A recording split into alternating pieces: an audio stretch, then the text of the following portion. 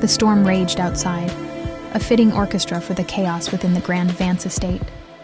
Inside, the remnants of a lavish party lay scattered, a stark contrast to the silence that now hung heavy in the air. Her priceless sapphire necklace, a cascade of blue fire known as the Heart of the Ocean, was gone.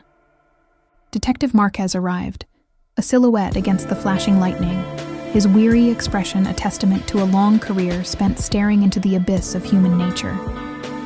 He stepped into the room, his sharp eyes methodically scanning every detail, absorbing the scene with a practiced calm.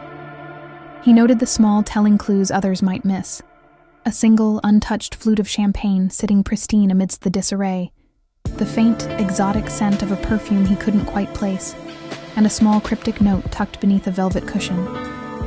It contained a single, chilling word: facade. Marquez began the interviews, a slow dance of deception and half-truths.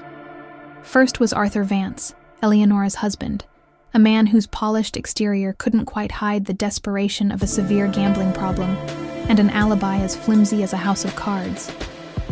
Next, he faced Julian Croft, Eleonora's ambitious business rival.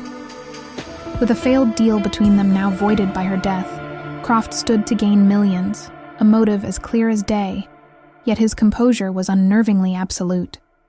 Finally, there was Isabella Dubois, a mysterious art dealer with shadowed eyes, who multiple guests confirmed had been locked in a heated argument with Eleonora just an hour before the party's abrupt end.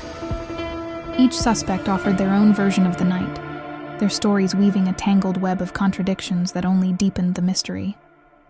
As the investigation progressed, it hit a wall. The cryptic note, facade, offered no clear direction, its meaning as elusive as the killer. The unusual perfume proved untraceable, a ghost of a scent with no name or origin. The initial flurry of activity slowed to a crawl as weeks bled into months.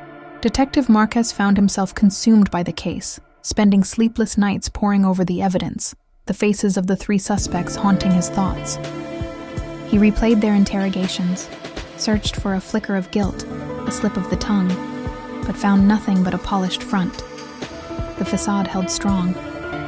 Years slipped by, and the case of the sapphire necklace was officially designated a cold case, filed away in a dusty cabinet.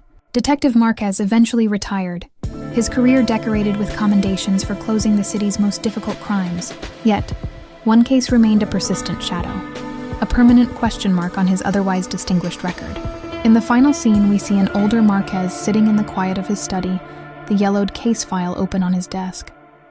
His gaze is fixed on the photograph of the cryptic note, the single word still taunting him after all this time: facade. The truth, like the necklace, remained lost forever.